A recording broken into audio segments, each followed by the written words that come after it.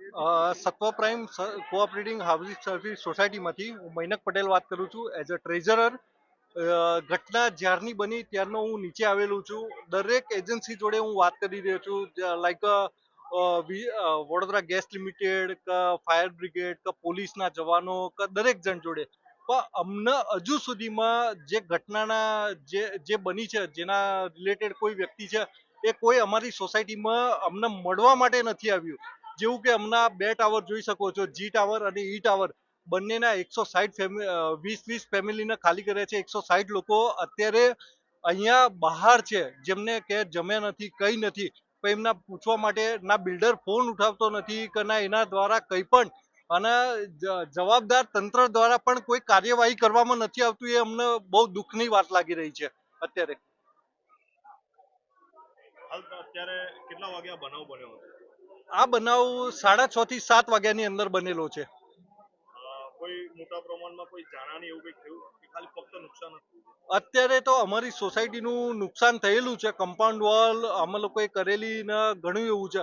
પણ જો આનું તરત નિરાકરણ નહીં કરે તો અમારા 2 ટાવર જે ગમે તે ટાઈમે ધરાશાયી થઈ શકે એમ છે.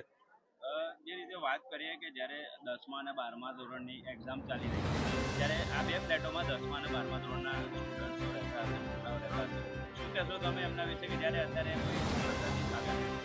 હા સાહેબ, અમે એના માટે કહીશું કે બંને ટાવરમાં 5 એક સ્ટુડન્ટ જે રહે છે, જે 10મા અને 12માની એક્ઝામ આપી રહ્યા છે.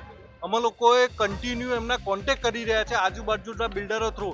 પણ અમને કોઈ એ લોકો અમારો ફોન નથી ઉચકતા કે એમના માણસો કોઈ અમને જવાબ નથી આપી રહ્યા.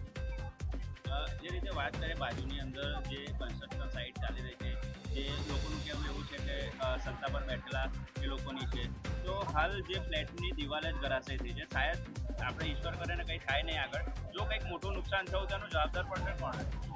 સાહેબ, એ તો જે બાજુવાળા વ્યક્તિએ અત્યાર લગીને અમને કંઈ નથી થયું, પણ બાજુવાળાએ ખોદ્યું તો અમને નુકસાન થયું. તો હું તો એવું જ માનીશ કે બાજુવાળા સત્તામાં હોય કે ના હોય, પણ હું તો એને જ જવાબદાર આજે માનું છું ને. જો એ ખરેખર બહુ ખોટો માણસ કહેવાય, કેમ કે અત્યાર સુધીમાં અમારા ફોન નથી ઉચકતા, નથી સોસાયટીમાં આવ્યા, ને ગમે તે ક્ષણે કંઈ પણ થઈ શકે એમ છે. અત્યારે તમે ટાઈમ જોઈ શકો છો, ટાઈમ પ્રમાણે હજુ પણ પબ્લિક ઘરે નથી ગઈ ને બહારની બહાર છે. આવો તમે એઝ અ સોસાયટીના ટ્રેઝરર તરીકે મને પૂછો તો આ લોકોને કેટલા દિવસ મારા બહાર સુવડાવવા, કેટલા દિવસ બહાર એમના જમવાની ચાની વ્યવસ્થા કરવાની, એ મને કહો. જે રીતે સાહેબ વાત કરીએ કે આપણા ગૃહમંત્રી શંભુ સાહેબ એવું કહેવું છે કે જે ચીટીખોર હશે કે જે ચીટરખોર હશે એમને છોડવામાં નહીં આવે. કે જે રીતે વાત કરીએ કે આ જે કન્સ્ટ્રક્શન સાઇટ ચાલી રહી છે એના લીગલી કાગળિયા થશે કે નહીં હોય, શું કરશે? સાહેબ, હું તો એવું કહું છું, એમનો ટેકનિકલ એન્જિનિયર અહીંયા આવી ગયા છે, પીડબ્લ્યુડી વાળા કે ટીડીઓ અહીંયા આવી ગયા છે, પણ અમને સોસાયટીમાં તો કોઈ મળવા જ નથી આવ્યું.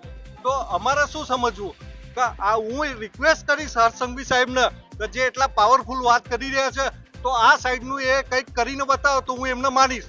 હું મૈનક પટેલ જ્યારે એ કરશે ને તો એમને ખુદ એમને ઈમેલ કરીને એમને જાણ કરીશ ટ્વિટર પર કે અમારી સાઈટ પર જે નુકસાન થયું ને એનું એમને ભરપાઈ કર્યું. સાથે સાથે વાત કરીએ કે કોર્પોરેટ જે બાજુમાં જે બિલ્ડર છે એનું નામ અને એની સાઈડ કયા નામથી ચાલે છે? એની સાઈડ વસંતારા કરીને છે, અને એમના દૂર દૂર સુધીના મને લાગે છે ધર્મેન્દ્રસિંહ કરીને જે છે એ પર્સનની આ સાઈડ છે.